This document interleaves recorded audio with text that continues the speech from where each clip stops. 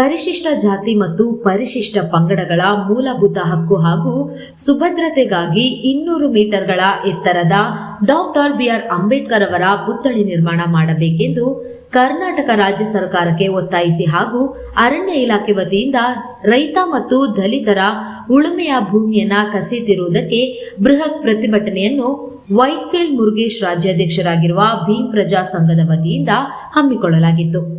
ದಿನಾಂಕ 12/8/2025 ಮಂಗಳವಾರದಂದು ಬೆಂಗಳೂರಿನ ಫ್ರೀಡಂ ಪಾರ್ಕ್ನಲ್ಲಿ ಹಮ್ಮಿಕೊಳ್ಳಲಾಗಿದ್ದ ಪ್ರತಿಭಟನೆಯಲ್ಲಿ ವಿವಿಧ ದಲಿತ ಮತ್ತು ರೈತ ಪ್ರಗತಿಪರ ಸಂಘಟನೆಗಳ ಬೆಂಬಲದೊಂದಿಗೆ ಭೀಮ್ ಪ್ರಜಾ ಸಂಘ ಹಮ್ಮಿಕೊಂಡಿದ್ದ ಪ್ರತಿಭಟನೆಯಲ್ಲಿ ಸರ್ಕಾರದ ವಿರುದ್ಧ ಘೋಷಣೆಗಳನ್ನು ಕೂಗಿ ತಮ್ಮ ಆಕ್ರೋಶವನ್ನು ಹೊರಹಾಕಿದರು. ಇದೇ ಸಂದರ್ಭದಲ್ಲಿ ಲೋಕೋಪಯೋಗಿ ಇಲಾಖೆಯ ಆಯುಕ್ತರು ಪ್ರತಿಭಟನಾ ಸ್ಥಳಕ್ಕೆ ಆಗಮಿಸಿ ಮನವಿಯನ್ನ ಸ್ವೀಕರಿಸಿದರು. ಭೀಮ್ ಪ್ರಜಾ ಸಂಘದ ಬೇಡಿಕೆಗಳನ್ನು ಸರ್ಕಾರದ ಗಮನಕ್ಕೆ ತರುವುದಾಗಿ ಭರವಸೆಯನ್ನ ನೀಡಿದರು. ಸೀರಿಯಸ್ ಆಗಿ ಮಾತಾಡಿದ್ರು ಅಂತಂದ್ರೆ ಅವ್ರು ಹೇಳ್ದಂಗೆ ಮಾದೇವಪ್ಪನವ್ರು ಬಿಡ್ತಾರೆ, ಮಾದೇವಪ್ಪ ಅವ್ರು ಮಾತಾಡ್ತಾರೆ, ನಾನು ಇದ್ದೀನಿ ನಾನು ಅಂತ. ಸರಿಯಪ್ಪ, STP ದುಡ್ಡು ಏನಾಯಿತು? SC STP ದುಡ್ಡು ನೀವು ಹೇಳ್ಬೋದಾ? ಕೊಡ್ತೀರಾ? ಸಾಧ್ಯ ಇಲ್ಲ.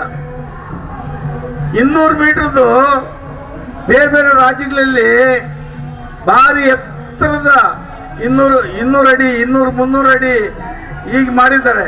ನೀವೇನು ನಮ್ಮ ವೈಟ್ಫೀಲ್ಡ್ ಮುರುಗೇಶ್ ಅವರು 200 ಮೀಟರ್ದು ಅಂಬೇಡ್ಕರ್ದು ಪ್ರತಿಮೆ ಮಾಡಿ ಅಂತ ಬಿಟ್ಟು ಸರ್ಕಾರದಿಂದ ಇಟ್ಟಿರೋದು. ಆಗಿರೋ ನಿಮಗೇನ್ರ ರೋಗ? ನಮ್ಮ ದುಡ್ಡು ಖರ್ಚು ಮಾಡಿ ನಮ್ಮನ್ನು ಅಂಬೇಡ್ಕರ್ನ ಈ ಒಂದು ವೇಳೆ IAS IPS ಮಾಡೋದಕ್ಕೆ ಅದೊಂದು ಅನುಕೂಲ ಆಗುತ್ತಪ್ಪ. ಮಾಡ್ರಿ ಸಿದ್ದರಾಮಯ್ಯವ್ರೆ, ದಯವಿಟ್ಟು ಮಾಡಿ. 200 ಮೀಟರ್ದು ಏನು ದೊಡ್ಡ ಕೆಲಸ ಅಲ್ಲ. 200 ಮೀಟರ್ದು ನೀವೇನಾದ್ರು ಮಾಡಿದ್ರೆ ಭಾರಿ ಅನುಕೂಲ ಆಗುತ್ತೆ. ದಯವಿಟ್ಟು 200 ಮೀಟರ್ದು ಮಾಡಿ. ಮತ್ತು ಕಾಡುಗೋಡಿ ಪ್ಲಾಂಟೇಶನ್ ಅಂತ ಏನಿದೆ ಅದನ್ನ ಕೈ ಬಿಡಬೇಕು ಅಂತ ಹೇಳ್ಬಿಟ್ಟು ಹೇಳ್ತಾ ನನ್ನ ಮಾತು ಮುಗಿಸ್ತೀನಿ. ಈ ಹೋರಾಟದ ನಮ್ಮ ರಾಕೇಶ್ ಕುಮಾರ್ ಸರ್ ಅವರು ಸಮಾಜ ಕಲ್ಯಾಣ ಆಯುಕ್ತರಾದಂಥ ನಮ್ಮ ರಾಕೇಶ್ ಕುಮಾರ್ ಸಾಹೇಬರು ಈ ಮನವಿ ಸ್ವೀಕರಿಸಕ್ಕೆ ಬಂದಿದ್ದಕ್ಕೆ ನಮ್ಮೆಲ್ಲರ ಪರವಾಗಿ ಅವರಿಗೆ ಸ್ವಾಗತ ಕೋರ್ತಾ ಇದ್ದೀರಿ. ಸರ್, ಇದು ಮನವಿಯಾಗೆ ಉಳಿತಾ ಇದೆ ಸರ್. ಯಾಕಂದ್ರೆ 3 ವರ್ಷ ಈ ರಾಜ್ಯದಲ್ಲಿ ಬಾಬಾ ಸಾಹೇಬ್ ಅಂಬೇಡ್ಕರ್ ಅವರ ಪುತ್ಥಳಿ ನಿರ್ಮಾಣ ಮಾಡಬೇಕು ಅಂತೇಳಿ ಮೊದಲನೇ ಮನವಿ ಕೊಟ್ಟಾಗ ಎಲ್ಲರೂ ನಮ್ಮನ್ನ ಹೀಯಾಳಿಸಿದ್ರು ಸರ್. ಇದು ಆಗಲ್ಲ. ಸಮಾಜ ಕಲ್ಯಾಣ ಇಲಾಖೆ ವತಿಯಿಂದ ಕೂಡ ನಮಗೆ ಒಂದು ಎಂಡೋಸ್ಮೆಂಟ್ ಬರುತ್ತೆ, ಇದು ಮಾಡಕ್ ಬರಲ್ಲ ಅಂತೇಳಿ. ಹಾಗಾಗಿ ನಾವು ಕಾಲ್ನಡಿಗೆ ಜಾಥಾ ಬೀದರಿಂದ ಬೆಂಗಳೂರು ಫ್ರೀಡಂ ಪಾರ್ಕ್ ವರೆಗೂ ನಡ್ಕೊಂಡು ಬಂದಾಗ 45 ದಿನ 1035 ಕಿಲೋಮೀಟರ್ ನಡ್ಕೊಂಡು ಬಂದು ತಮ್ಗೇನು ಮನವಿ ಕೊಟ್ಟಾಗ ಈ ರಾಜ್ಯದ ಹೆಮ್ಮೆಯ ಮುಖ್ಯಮಂತ್ರಿ ದೇಶದಲ್ಲಿ ಅತಿ ಎತ್ತರವಾಗಿ ಒಂದು ಬೃಹತ್ತಾದ ಪುತ್ಥಳಿ ನಿರ್ಮಾಣ ಮಾಡ್ತೀರಿ ಅಂತ ಹೇಳಿದ್ದಾರೆ. ಅದು 200 ಅಡಿ ಅಂದರೆ ಅದು ಸುಳ್ಳು ಸರ್. ಯಾಕಂದರೆ ಮಹಾರಾಷ್ಟ್ರ ಸರ್ಕಾರದವರು 450 ಅಡಿ ಎತ್ತರದ ಒಂದು ಪುತ್ಥಳಿ ನಿರ್ಮಾಣ ಮಾಡ್ತಾ ಇದ್ದಾರೆ. ಇದು ಸಿದ್ದರಾಮಯ್ಯ ಸಾಹೇಬರಿಗೆ ಗಮನಕ್ಕೆ ತಾವು ದಯಮಾಡಿ ತರಬೇಕು ಸರ್.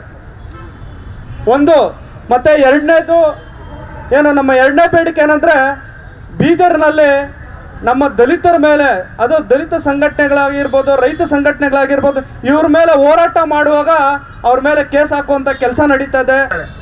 ಕಾನೂನು ಐತಾ ಇಲ್ವಾ ಅನ್ನೋದು ನಮಗೆ ಒಂದು ಪ್ರಶ್ನೆ ಆಗ್ತದೆ.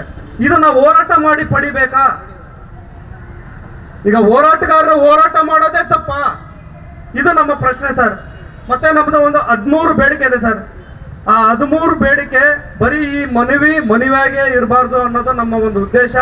ಮೊದಲನೆಗೆ ಜಾಥಾ ಮಾಡ್ತೀರಿ ಅಂತ ಮಾಡಿದ್ರಿ. ಆದರೆ ನೀವು ಈ ಸರ್ಕಾರದವ್ರು ಏನಾದರೂ 200 ಮೀಟರ್ ಮಾಡಿಲ್ಲ ಅಂದರೆ ಉಪವಾಸ ಸತ್ಯಾಗ್ರಹ, ಯಾಕಂದ್ರೆ ಇಡೀ ಈ ದೇಶದ ಚರಿತ್ರೆಯಲ್ಲಿ ಉಳಿಯುವಂಥ ಹೋರಾಟ ಆಗ್ಬಾರ್ದು ಸರ್. ದಲಿತರು ಇವತ್ತು ನಾವು ಕೇಳ್ತಾ ಇರೋದು ಏನು ಸರ್? ಬಾಬಾ ಸಾಹೇಬ್ ಅಂಬೇಡ್ಕರ್ ಸ್ಟ್ಯಾಚ್ಯೂ ಕೇಳ್ತಾರ ಸರ್. ಅದು ಹೋರಾಟ ಮಾಡಿ ಕೇಳಬೇಕಾ ಅನ್ನೋದು. ವಿಧಾನಸೌಧ ಮುತ್ತಿಗೆ ಮತ್ತೆ ಎಲ್ಲ ನಮ್ಮ ಸಚಿವರುಗಳ ಒಂದು ಮನೆಗಳಿಗೆ ಮುತ್ತಿಗೆ ಹಾಕುವಂಥ ಕೆಲಸ ನಾವು ಮಾಡಬೇಕು. ತಾವು ನಮಗೆ ಈ ನಮ್ಮ ಸಮಾಜದ ಪರವಾಗಿ ನಮ್ಮ ಆಯುಕ್ತರು ತುಂಬಾ ಒಳ್ಳೆ ಕೆಲಸಗಳು ಮಾಡ್ತಾ ಇದ್ದೀರಾ, ಅದು ನಮಗೆ ಒಂದು ಹೆಮ್ಮೆ. ಆದರೆ ತಾವು ಈ ಒಂದು 200 ಮೀಟರ್ಗಳ ಒಂದು ಬೃಹತ್ತಾದ ಪುತ್ಥಳಿ ನಿರ್ಮಾಣ ಆಗಬೇಕು ಅನ್ನೋದು ಒಂದು ಒತ್ತಾಯ ಸರ್. ಮತ್ತೆ ಈಶ್ವರ್ ಖಂಡ್ರೆ ಸಾಹೇಬರು, ಈ ರಾಜ್ಯದ ಸಚಿವರು ನಮ್ಮ ದಲಿತರ ಮೇಲೆ ತುಂಬಾ ದೌರ್ಜನ್ಯ ಮಾಡ್ತಾ ಇದ್ದಾರೆ. ಹಂಗಾಗಿ ಅವ್ರ ವಿರುದ್ಧವಾಗಿ ನಾವು ಧಿಕ್ಕಾರ ಕೂಗ್ತೀರಿ. ಮತ್ತೆ ನಮ್ಮ ದಲಿತರ ಮೇಲೆ ರೌಡಿ ಶೀಟರ್ ಮಾಡೋಂತ ಯಾರಾದ್ರೂ ಉನ್ನಾರ ಕೆಲಸ ಮಾಡ್ತಾರೆ ಅಂದ್ರೆ ಅದು ಈಶ್ವರ್ ಖಂಡ್ರೆ ಸಾಹೇಬ್ರು ಮಾತ್ರ. ಇವತ್ತು ಈಶ್ವರ್ ಖಂಡ್ರೆ ಸಾಹೇಬ್ರು ಇವತ್ತು ಏನೋ ಸಚಿವರಾಗಿ ಇವತ್ತು ವಿಧಾನಸೌಧಕ್ಕೆ ಹೋಗಿದ್ದಾರೆ ಅಂದ್ರೆ ಅದು ನಮ್ಮ ಭಿಕ್ಷೆಯಿಂದ ಹೋಗಿರೋದು, ನಮ್ಮ ಓಟಿಂದ ಹೋಗಿರೋದು. ಇವತ್ತು ಈಶ್ವರ್ ಖಂಡ್ರೆ ಸಾಹೇಬ್ರು ಯಾವ್ದೋ ದುಡ್ಡು ಕೊಟ್ಟು ಹೋಗಿಲ್ಲ, ನಾವೆಲ್ಲ ಒಂದೊಂದು ಓಟ್ ಹಾಕಿ ನಿನ್ನನ್ನ ವಿಧಾನಸೌಧಕ್ಕೆ ಕಳ್ಸಿದ್ದೀರಿ. ನಮ್ಮ ಮೇಲೆ ನೀನು ರೌಡಿ ಶೀಟರ್ ಮಾಡಿದ್ರೆ ನಾನು ಬಿಡ್ತೀರಾ? ಏನ್ ಮಾಡ್ತೀಯ? ನೀನ್ ದುಡ್ಡು ಇರ್ಬೋದು, ನಮ್ಮನ್ನ ಸಾಯಿಸ್ತೀಯ, ಸಾಯಿಸು. ಆದ್ರೆ ನನ್ನಂತ ಲಕ್ಷಾಂತರ ಕೋಟ್ಯಾಂತರ ಜನ ಹುಟ್ಟುತ್ತಾರೆ. ಮತ್ತೆ ಯಾಕಂದ್ರೆ ನಾವು ಬಾಬಾ ಸಾಹೇಬ್ ಅಂಬೇಡ್ಕರ್ ಅವರ ವಂಶದವರು, ನಾವು ಯಾವ್ದಕ್ಕೂ ಭಯ ಪಡೋಂಗಿಲ್ಲ, ಭಯ ಪಡೋದು ಇಲ್ಲ ಸರ್. ದಯವಿಟ್ಟು ನಮ್ಮ ಪ್ರಶ್ನೆ ಸರ್, ದಲಿತರನ್ನ ರಕ್ಷಣೆ ಮಾಡುವಂತ ಕೆಲಸ ತಾವು ಮಾಡಬೇಕು. ದಲಿತರನ್ನ ರಕ್ಷಣೆ ಮಾಡುವಂತ ಕೆಲಸ ತಾವು ಮಾಡಬೇಕು. ತಾವು ಮಾಡ್ತೀರಂತ ನಮಗೆ ಭರವಸೆ ಇದೆ ಸರ್. ಆದ್ರೆ ತಾವು ಒಬ್ಬರಾಗಿರ್ಬಾರ್ದು ಸರ್. ತಮ್ಮ ಇಲಾಖೆಯಲ್ಲಿರ್ತಕ್ಕಂಥ ಎಲ್ಲರೂ ಅದರ ಕೆಲಸ ಮಾಡಿದ್ರೆ ನಮ್ಮ ದಲಿತರು ಇವತ್ತು ಈ ಬೀದಿನಲ್ಲಿ ಬಂದು ನಾವು ಕೂತ್ಕೊಂಡು ಹೋರಾಟ ಮಾಡಬೇಕಾಗಿ ಪರಿಸ್ಥಿತಿ ಇರ್ತಾ ಇದ್ದಿಲ್ಲ ಸರ್. ಇವತ್ತು ನಾವು ಸಂವಿಧಾನದಿಂದ ಸರ್, ಇವತ್ತು ಈ ದೇಶ ನಡೀತಾ ಇರೋದು ಬಾಬಾ ಸಾಹೇಬ್ ಅಂಬೇಡ್ಕರ್ ಕೊಟ್ಟಂತ ಭಿಕ್ಷೆಯಿಂದ ನಡೀತದೆ. ಆದ್ರೆ ಅಂತ ಒಬ್ಬ ನಾಯಕನ ಒಂದು ಪುತ್ಥಳಿಗಾಗಿ ನಾವು ಹೋರಾಟ ಮಾಡಬೇಕಾಗುತ್ತಾ? ಕಾಲ್ನಡಿಗೆ ಜಾಥಾ ಮಾಡಬೇಕಾಗಿತ್ತಾ ಸರ್? ಆ 45 ದಿನ ಕಾಲ್ನಡಿಗೆ ಜಾಥಾ ನಾವು ಬದುಕ್ತೀರೋ ಅನ್ನೋದು ನಮ್ಗೆ ಅರಿವಿತ್ತಿದೆಯಲ್ಲ ಸರ್. ಅಂತ ಒಂದು ಹೋರಾಟ ಮಾಡ್ಕೊಂಡು ಬಂದಾಗ ನೀವು ಕೇವಲ ಏನೋ 200 ಅಡಿ ಮಾಡ್ತೀರಿ. 200 ಅಡಿ ನಮ್ಗೆ ಬೇಕಾಗಿಲ್ಲ ಸರ್. ಏನು ಇವತ್ತು ಈ ಒಂದು ಮನವಿಯನ್ನು ಕೊಟ್ಟಿದ್ದಾರೆ, ಅದರಲ್ಲೂ ಭಾಳ ಪ್ರಮುಖವಾಗಿ ಒಂದಷ್ಟು ಬೇಡಿಕೆಗಳನ್ನ ಸರ್ಕಾರದ ಗಮನಕ್ಕೆ ತರಲಿಕ್ಕೆ ಮನವಿಯನ್ನು ಮಾಡಿದ್ದಾರೆ. ಈಗಾಗಲೇ ಏನು ಬಾಬಾ ಸಾಹೇಬ್ ಅಂಬೇಡ್ಕರ್ ಅವರ ಒಂದು ಪುತ್ಥಳಿ ನಿರ್ಮಾಣ ಮಾಡಬೇಕಾಗಿ ಏನು ಬೇಡಿಕೆಯನ್ನು ಸಲ್ಲಿಸಿದ್ದಾರೆ. ಈ ಹಿಂದೆ ಕೂಡ ಸಾಕಷ್ಟು ಹೋರಾಟಗಳು ಮಾಡಿದ್ದಾರೆ. ವೈಟ್ಫೀಲ್ಡ್ ಮುರುಗೇಶ್ ಅವರು ಕೂಡ ಈಗಾಗಲೇ ತಮ್ಮ ಗಮನಕ್ಕೆ ತಂದಿದ್ದಾರೆ. ಈ ವಿಷಯಕ್ಕೆ ಸಂಬಂಧಪಟ್ಟಕ್ಕೆ ಮಾನ್ಯ ಮುಖ್ಯಮಂತ್ರಿಯವರು ಹಾಗೂ ಮಾನ್ಯ ಸಮಾಜ ಕಲ್ಯಾಣ ಇಲಾಖೆಯ ಸಚಿವರಾದ ಡಾಕ್ಟರ್ ಎಚ್ ಸಿ ಮಾದೇವಪ್ಪರವರು ಈಗಾಗಲೇ ಪಾಸಿಟಿವ್ ಆಗಿ ಸ್ಪಂದಿಸಿದ್ದಾರೆ. ತಮ್ಮೆಲ್ಲರಿಗೂ ಗೊತ್ತಿರುವ ಹಾಗೆ ಈಗಾಗಲೇ ಏಪ್ರಿಲ್ 14ರಂದು ಏನು ಬಾಬಾ ಸಾಹೇಬರ ಜಯಂತಿ ಏನಿತ್ತು, ಆ ಜಯಂತಿ ದಿವಸ ಮಾನ್ಯ ಮುಖ್ಯಮಂತ್ರಿ ಅವರೇ ಈ ಒಂದು ಘೋಷಣೆಯನ್ನು ಮಾಡಿದ್ದಾರೆ. ಇಡೀ ದೇಶದಲ್ಲೇ ಭಾಳ ಎತ್ತರವಾದ ಬಾಬಾ ಸಾಹೇಬರ ಒಂದು ಪುತ್ಥಳಿಯನ್ನು ನಿರ್ಮಾಣ ಮಾಡ್ತೇವೆ ಅಂತ ಹೇಳ್ಬಿಟ್ಟು ಈಗಾಗಲೇ ಈ ಒಂದು ನಿಟ್ಟಿನಲ್ಲಿ ಮಾನ್ಯ ಮುಖ್ಯಮಂತ್ರಿಯವರ ನೇತೃತ್ವದಲ್ಲೇ ಒಂದು ಸಭೆ ಆಗಿದೆ. ಮಾನ್ಯ ಸಮಾಜ ಕಲ್ಯಾಣ ಇಲಾಖೆ ಸಚಿವರ ಜೊತೆಗೆ ನಾನೇ ಸ್ವತಃ ವಿಜಯವಾಡಕ್ಕೆ ಯಾವ ರೀತಿಯಾಗಿ ಮಾಡಿದ್ದಾರೆ ಅಂತ ಹೇಳ್ಬಿಟ್ಟು ಪ್ರಾಜೆಕ್ಟ್ ನೋಡಲಿಕ್ಕೂ ಕೂಡ ನಾವು ಈಗಾಗಲೇ ಭೇಟಿ ಕೊಟ್ಟು ಆ ಒಂದು ಭೇಟಿಯಲ್ಲಿ ಸಂಬಂಧಪಟ್ಟ ಇಂಜಿನಿಯರ್ಗಳಾಗಿರ್ಬೋದು ಅಥವಾ ಅಲ್ಲಿನ ಏನು ಅಧಿಕಾರಿಗಳಿದ್ದಾರೆ ಅವ್ರ ಜೊತೆಗೆ ಒಂದು ಸಭೆಯನ್ನು ನಡೆಸಿ ಎಲ್ಲ ಮಾಹಿತಿಯನ್ನು ಕೂಡ ಸಂಗ್ರಹ ಮಾಡಿದ್ದಾರೆ. ಈಗಾಗಲೇ ಬೆಂಗಳೂರಿನಲ್ಲಿ ಈ ಒಂದು ಪುತ್ಥಳಿಯ ನಿರ್ಮಾಣ ಮಾಡಲಿಕ್ಕೆ ಪ್ರತ್ಯೇಕವಾದ ಜಾಗನೂ ಕೂಡ ನಾವು ನಿಗದಿ ಮಾಡಿದ್ದೇವೆ. ಆ ಒಂದು ಜಾಗವನ್ನು ನಾವು ಪರಿಶೀಲನೆ ಮಾಡಿ ಆ ಜಾಗವನ್ನು ಸಮಾಜ ಕಲ್ಯಾಣ ಇಲಾಖೆಗೆ ಹಸ್ತಾಂತರ ಮಾಡುವಂಥ ಒಂದು ಕಾರ್ಯ ಏನಿದೆ ಅದು ಪ್ರಗತಿಯಲ್ಲಿದೆ. ಮಾನ್ಯ ಮುಖ್ಯಮಂತ್ರಿಯವರ ನೇತೃತ್ವದಲ್ಲಿ ಒಂದು ಸಭೆನೂ ಕೂಡ ಆಗಿದೆ. ಮಾನ್ಯ ಮುಖ್ಯಮಂತ್ರಿಯವರ ನೇತೃತ್ವದಲ್ಲಿ ಎಲ್ಲಿ ಕರೆಕ್ಟಾಗಿ ಒಂದು ಬೆಂಗಳೂರಿನಲ್ಲಿ ಕೇಂದ್ರೀಕೃತವಾದ ಒಂದು ಜಾಗ, ಅಂದರೆ ಎಲ್ಲೋ ಒಂದು ಮಾಡೋದಲ್ಲ, ಒಂದು ಕೇಂದ್ರೀಕೃತವಾದ ಒಂದು ಜಾಗದಲ್ಲಿ ಇದನ್ನು ಮಾಡಬೇಕು. ಸುಮಾರು 20ರಿಂದ 25 ಎಕರೆ ಜಾಗ ಬೇಕಾಗ್ತದೆ. ಈಗಾಗಲೇ ಇನ್ನೂ ಕೂಡ DPR ಆಗಿಲ್ಲ. ನಮ್ಮ ಒಂದು ಮನವಿ ಏನಿದೆ, ಮಾನ್ಯ ಮುಖ್ಯಮಂತ್ರಿಗಳಾಗಲಿ ಅತಿ ಎತ್ತರದ ಮಾಡಬೇಕಂತ ಈಗಾಗಲೇ ಘೋಷಣೆಯನ್ನು ಮಾಡಿದ್ದಾರೆ. ಅದು 200 ಅಡಿ ಮಾಡಬೇಕು, 200 ಮೀಟ್ರ್ ಮಾಡಬೇಕು ಅನ್ನೋದು ಇನ್ನೂ ಕೂಡ DPR ತಯಾರಿ ಆಗಿಲ್ಲ. ಜಾಗ ಪ್ರಮುಖವಾದದ್ದು. ತಮ್ಮ ಬೇಡಿಕೆ ಏನಿದೆ ಅದು ಖಂಡಿತವಾಗ್ಲೂ ನಾನು ಮಾನ್ಯ ಮುಖ್ಯಮಂತ್ರಿಯವರು ಮತ್ತು ಮಾನ್ಯ ಸಮಾಜ ಕಲ್ಯಾಣ ಸಚಿವರ ಗಮನಕ್ಕೆ ತರ್ತೇನೆ. ನಮ್ಮ ಪ್ರಯತ್ನನೂ ಕೂಡ ಆದಷ್ಟು ಅತಿ ಎತ್ತರದ ಒಂದು ಪುತ್ಥಳಿ ಮಾಡಿಬಿಟ್ಟು ಅವರ ಒಂದು ಬಾಬಾ ಸಾಹೇಬರ ಅವರ ಒಂದು ಅಚೀವ್ಮೆಂಟ್ಸ್ಗೆ ಅನುಗುಣವಾಗಿ ನಾವು ಈ ಒಂದು ಪುತ್ಥಳಿ ಮತ್ತು ಅಲ್ಲಿ ಬೇಕಾಗಿರುವಂಥ ಏನು ಕೋಚಿಂಗ್ ಆಗಿರ್ಬೋದು, ಲೈಬ್ರರಿ ಆಗಿರ್ಬೋದು, ಎಲ್ಲ ರೀತಿಯಾದ ಫೆಸಿಲಿಟಿನ ಒಂದೇ ಜಾಗದಲ್ಲಿ ಮಾಡುವಂಥ ಒಂದು ನಿಟ್ಟಿನಲ್ಲಿ ನಾವು ಈ ಒಂದು DPRನ ತಯಾರಿಸಬೇಕಾಗಿದೆ. ಇದಕ್ಕೆ ಅಂತಲೇ ಪ್ರತ್ಯೇಕವಾಗಿ 500 ಕೋಟಿ ರೂಪಾಯಿ ಮೊತ್ತವನ್ನು ನಿಗದಿಪಡಿಸಬೇಕು ಅಂತಲೂ ಕೂಡ ಈಗಾಗಲೇ ಆರ್ಥಿಕ ಇಲಾಖೆಗೆ ನಾವು ಕಡತವನ್ನು ಮಂಡಿಸಿದ್ದೇವೆ. ಖಂಡಿತವಾಗ್ಲೂ ಅದು ನಮ್ಮ ಇಲಾಖೆ ವತಿಯಿಂದ ಆಗಿರ್ಬೋದು ಅಥವಾ ಮಾನ್ಯ ಮುಖ್ಯಮಂತ್ರಿಯವರ ಕಡೆಯಿಂದ ಅದು ಪಾಸಿಟಿವ್ ಆಗಿ ಸ್ಪಂದಿಸ್ತಾರೆ ಅಂತ ನಾನು ಭಾವಿಸ್ತೇನೆ. ಇದಲ್ಲದೆ ಏನು ಮಾನ್ಯ ಗೃಹ ಸಚಿವರಿಗೆ ತಾವು ಏನು ಮನವಿ ಕೊಟ್ಟಿದ್ದಾರೆ, ಖಂಡಿತವಾಗ್ಲೂ ತಾವು ಹೋರಾಟ ಏನು ಮಾಡ್ತಿರ್ತಾರೆ, ಪ್ರಾಮಾಣಿಕವಾಗಿ ಏನು ತಮ್ಮ ಒಂದು ಕಡೆಯಿಂದ ಹೋರಾಟ ಮಾಡ್ತಾ ಇದ್ದೀರಿ, ಅದಕ್ಕೆ ಯಾವುದೇ ರೀತಿ ಅದರಲ್ಲಿ ಅದನ್ನು ಅಡೆತಡೆಗಳಾಗಬಾರ್ದು. ಈ ರೀತಿಯಾಗಿ ರೌಡಿ ಶೀಟರ್ ಆಗಿರ್ಬೋದು, ಈ ರೀತಿಯಾಗಿ ಅವ್ರನ್ನ ಯಾವುದೇ ರೀತಿಯಾದ ಶಾಂತಿಯುತವಾಗಿ ಮಾಡ್ತಾ ಇದ್ರೆ ಯಾವುದೇ ರೀತಿಯಾದ ನನ್ನ ಅಭಿಪ್ರಾಯದಲ್ಲಿ ಸಮಸ್ಯೆ ಇಲ್ಲ. ಅದನ್ನು ಖಂಡಿತವಾಗ್ಲೂ ಮಾನ್ಯ ಗೃಹ ಸಚಿವರ ಗಮನಕ್ಕೆ ತಂದುಬಿಟ್ಟು ಈ ರೀತಿಯಾಗಿ ಆಗದೇ ಇರೋ ಹಾಗೆ ಕ್ರಮ ವಹಿಸಬೇಕಾಗಿ ನಾನು ನಮ್ಮ ಇಲಾಖೆ ವತಿಯಿಂದ ಮತ್ತು ಸಚಿವರ ಮುಖಾಂತರ ನಾವು ಅದನ್ನು ಕೋರ್ಕೊಳ್ತೇವೆ. ಅದಲ್ಲದೆ ಭೂ ಸಾಗುವಳಿದಾರರು ಏನಿದ್ದಾರೆ ಅವರ ಒಂದು ಅರಣ್ಯ ಇಲಾಖೆಯಿಂದ ಏನಾದರೂ ಕಂದಾಯ ಇಲಾಖೆಗೆ ಏನಾದರೂ ಹಸ್ತಾಂತರ ಆಗಿದೆ, ಅದು ಖಂಡಿತವಾಗ್ಲೂ ಕಂದಾಯ ಇಲಾಖೆಯ ಜಮೀನಾಗಿರ್ತದೆ. ಆ ಒಂದು ಇದನ್ನ ಸಮಸ್ಯೆ ಏನಿದೆ ಅದನ್ನು ಆದಷ್ಟು ಬೇಗ ಬಗೆಹರಿಸಬೇಕು ಅಂತ ಹೇಳ್ಬಿಟ್ಟು ಮಾನ್ಯ ನಮ್ಮ ಪ್ರಧಾನ ಕಾರ್ಯದರ್ಶಿಗಳು ಏನು ಕಂದಾಯ ಇಲಾಖೆ ಆಗಿರ್ಬೋದು ಅಥವಾ ಮಾನ್ಯ ಕಂದಾಯ ಇಲಾಖೆಯ ಸಚಿವರಾಗಿರ್ಬೋದು ಅವ್ರನ್ನೂ ಕೂಡ ನಾವು ಗಮನಕ್ಕೆ ತರುವಂಥದ್ದು ಮಾಡ್ತೇನೆ.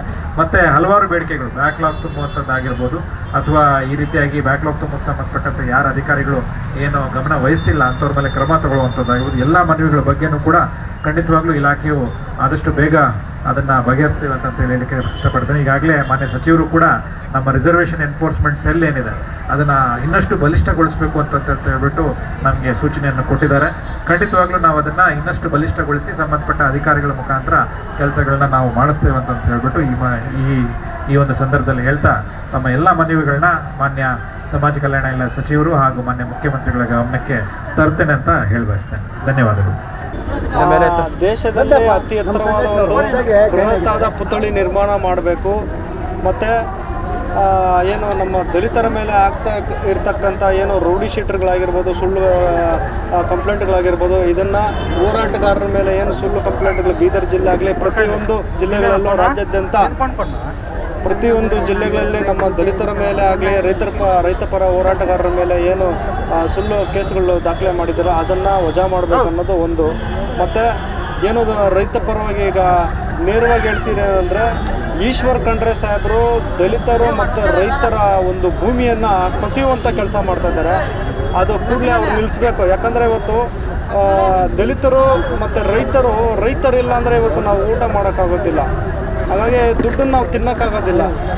ರೈತರಿದ್ದರೆ ಅಕ್ಕಿ ಬೆಳೀತಾರೆ, ನಾವು ಊಟ ಮಾಡ್ತೀವಿ. ಅಂಥ ರೈತರ ಭೂಮಿಯನ್ನೇ ಕಿತ್ಕೊಂಡು ಹೋಗ್ತಾರೆ ಅಂದರೆ ಅದು ಎಷ್ಟು ಮಟ್ಟಕ್ಕೆ ಸರಿ ಅನ್ನೋದು ನಮ್ಮ ಒಂದು ಪ್ರಶ್ನೆ ಆಗಿರುತ್ತೆ. ಹಾಗಾಗಿ ಮತ್ತು ಬೀದರ್ ಜಿಲ್ಲೆಯಲ್ಲೇ ನಮ್ಮ ಕಪಿಲ್ ಗೋಡ್ಬಲೆ ಸಾಹೇಬ್ರ ಅವರ ವಿರುದ್ಧವಾಗಿ ಏನು ಸುಳ್ಳು ದಾಖಲೆಯನ್ನು ಮಾಡಿರ್ತಾರೆ, ಅದನ್ನು ಕೂಡಲೇ ಈ ರಾಜ್ಯದ ನಮ್ಮ ಗೃಹ ಮಂತ್ರಿಗಳಾದಂಥ ಪರಮೇಶ್ವರ್ ಸಾಹೇಬರು ಕೂಡಲೇ ಅದರ ವಿಚಾರವಾಗಿ ತನಿಖೆ ಮಾಡಿ ನಮಗೆ ಕಾನೂನಾತ್ಮಕವಾಗಿ ಅದು ಸರಿ ಇದ್ದರೆ ಏನು ಪರಮೇಶ್ವರ್ ಸಾಹೇಬರು ಅದರ ಪರ ನಿಲ್ಲಿ, ವಿರುದ್ಧವಾಗಿದ್ದರೆ ನಮಗೆ ಬೇಕಾಗಿಲ್ಲ. ನಾವು ನ್ಯಾಯಯುತವಾಗಿ ಹೋರಾಟ ಮಾಡೋರ ಮೇಲೆ ನೀವು ಕಂಪ್ಲೇಂಟ್ ಆಗ್ತಿರಂದ್ರೆ ಅದು ಎಷ್ಟು ಮಟ್ಟಿಗೆ ಸರಿನೋ, ಇವತ್ತು ನಾವು ಭಾರತ ದೇಶದಲ್ಲಿದ್ದೀರಾ ಇಲ್ಲ ಪಾಕಿಸ್ತಾನಲ್ಲಿ ಇದ್ದೀರಾ ಅನ್ನೋದು ನಮಗೊಂದು ಸಂಶಯ ಆಗ್ತದೆ. ಹಾಗಾಗಿ ನಾವು ಕೇಳ್ತಾ ಇರೋದು, ನಾವು ನ್ಯಾಯ ಕೇಳ್ತಾ ಇದ್ದೀರಿ. ನಾವು ನ್ಯಾಯ ಕೇಳೋಕ್ಕಾಗಿ ಹೋರಾಟ ಮಾಡೋದು ತಪ್ಪು, ಹೋರಾಟ ಮಾಡೋರ ಮೇಲೆ ನೀವು ಕೇಸ್ಗಳಾಗ್ತಾ ಇದ್ದೀರಂದರೆ ಅದು ಎಷ್ಟು ಮಟ್ಟಿಗೆ ಸರಿ. ಮತ್ತು ಇದೇ ಈಶ್ವರ್ ಖಂಡ್ರೆ ಅವರು ಬೀದರಿಂದ ಇವತ್ತು ಸುಮಾರು ಏನು 700-800 ಕಿಲೋಮೀಟ್ರ್ ಬೀದರಿಂದ ಇವಾಗ ವಿಧಾನಸೌಧ ಬೆಂಗಳೂರಿಗೆ ಬಂದಿದೆಯಾ, ಅದಕ್ಕೆ ಕಾರಣ ಅಂದರೆ ಪರಮ ಪೂಜ್ಯ ಬಾಬಾ ಸಾಹೇಬ್ ಅಂಬೇಡ್ಕರ್ ಅವರು ನಮಗೆ ಒಂದು ಓಟಿನ ಒಂದು ಅರಿವು ಕೊಟ್ಟಿದ್ದ. ಆ ಓಟು ತಮಗೆ ಹಾಕುವ ಮುಖಾಂತರ ತಮ್ಮನ್ನು ವಿಧಾನಸೌಧಕ್ಕೆ ನಾವೇ ಕಳಿಸಿರೋದು, ನಿಮ್ಮನ್ನು ಬೇರೆ ಯಾರೂ ಕಳಿಸಿಲ್ಲ. ಅದರಲ್ಲಿ ಪಾತ್ರ ನಮ್ಮ ದಲಿತರದೇ ಅತಿ ಹೆಚ್ಚಾಗಿರ್ತದೆ. ಅಂಥ ದಲಿತರ ಮೇಲೆ ತಾವು ಸುಳ್ಳು ಕೇಸ್ಗಳನ್ನು ಹಾಕ್ತಾಯಿದ್ದೀರಾ. ಈ ಸಂದರ್ಭದಲ್ಲಿ ನಂದು ಏನೋ ಈಶ್ವರ್ ಖಂಡ್ರೆ ಅವರ ವಿರುದ್ಧ ಧಿಕ್ಕಾರವಿರಲಿ. ಮತ್ತು ಏನೋ ನಮ್ಮದು 15 ಬೇಡಿಕೆ ಇಟ್ಕೊಂಡು ಇವತ್ತು ಈ ಹೋರಾಟ ಮಾಡಿದ್ದೀವಿ ಸರ್. ಈ 15 ಬೇಡಿಕೆ ಸರ್ಕಾರದವ್ರು ಏನಾದರೂ ಇದಕ್ಕೆ ಸ್ಪಂದಿಸಿಲ್ಲ ಅಂದರೆ ಮುಂದಿನ ದಿನಗಳಲ್ಲಿ ಉಪವಾಸ ಸತ್ಯಾಗ್ರಹ ಮಾಡ್ತೀರಿ ಅನ್ನೋದು ನಮ್ಮ ಈ ಒಂದು ಮಾತಾಗಿದೆ. ಮತ್ತು ಏನು ಸಮಾಜ ಕಲ್ಯಾಣ ಇಲಾಖೆಯ ಆಯುಕ್ತರಾದಂಥ ರಾಕೇಶ್ ಸರ್ ಅವ್ರು ಬಂದು ನಮಗೆ ಹೇಳಿರೋ ವಿಚಾರ ಈಗ ಮುನಂಜಣ್ಣವ್ರು ಹೇಳ್ದಂಗೆ ನಮಗೆ ಇವಾಗಲೂ ಸಂತೋಷ ಆಗಲ್ಲ ಸರ್. ಯಾವತ್ತು ನಾವು ಈ ರಾಜ್ಯದಲ್ಲಿ 200 ಮೀಟರ್ ಬಾಬಾ ಸಾಹೇಬ್ ಅಂಬೇಡ್ಕರ್ ಅವರ ಪುತ್ಥಳಿ ನಿರ್ಮಾಣ ಆಗುತ್ತೋ ಅವತ್ತು ನಮಗೆ ಸಂತೋಷ ಆಗುತ್ತೆ. ಈ ಹೋರಾಟ ಮನವಿ ಕೊಡ್ತೀರಿ, ನಮ್ಮನ್ನು ಹೋರಾಟ ಮಾಡಿ ಮನವಿ ಕೊಟ್ಟು ಆ ಮನವಿ ಇರ್ತದೋ ಇಲ್ವೋ ಗೊತ್ತಿಲ್ಲ ನಮಗೆ. ಆದರೆ ನಾವು ಹೋರಾಟ ನಾವು ಸಾಯೋವರೆಗೂ ನಾವು ಮಾಡ್ತೀರಿ. ಮತ್ತು ಬಾಬಾ ಸಾಹೇಬ್ ಅಂಬೇಡ್ಕರ್ ಪುತ್ಥಳಿ ನಿರ್ಮಾಣವಾಗುವವರೆಗೂ ನಮ್ಮ ಹೋರಾಟ ಕೈ ಬಿಡೋದಿಲ್ಲ. 200 ಮೀಟ್ರೇ ಆಗಬೇಕು ಅನ್ನೋದು ನಮ್ಮ ಒತ್ತಾಯ. ಯಾಕಂದರೆ ಗುಜರಾತಲ್ಲಿ 182 ಮೀಟರ್ 597 ಅಡಿ ಸರ್ದಾರ್ ವಲ್ಲಭಾಯ್ ಪಟೇಲ್ ಅವ್ರದ್ದಿದೆ. ಮಹಾರಾಷ್ಟ್ರ ಸರ್ಕಾರದವರು 450 ಅಡಿ ಎತ್ತರದ ಒಂದು ಬಾಬಾ ಸಾಹೇಬ್ ಅಂಬೇಡ್ಕರ್ ಪುತ್ಥಳಿ ನಿರ್ಮಾಣ ಮಾಡ್ತಿದ್ದಾರೆ. ಮತ್ತು ವಿಜಯವಾಡ ತೆಲಂಗಾಣದಲ್ಲಿ ಈಗಾಗಲೇ 200 ಅಡಿ ಒಂದು 175 ಅಡಿ ಪುತ್ಥಳಿ ನಿರ್ಮಾಣ ಮಾಡಿದ್ದಾರೆ. ನಾವು ಬಾಬಾ ಸಾಹೇಬ್ ಅಂಬೇಡ್ಕರ್ ಪುತ್ಥಳಿ ನಿರ್ಮಾಣ ಮಾಡೋದಕ್ಕೆ ನಾವು ಹೋರಾಟ ಮಾಡೋ ಪರಿಸ್ಥಿತಿ ಬಂದಿದ್ದೀರಾ ಅನ್ನೋದು ನಮಗೆ ಒಂದು ತುಂಬ ನೋವಿನ ಸಂಗತಿ.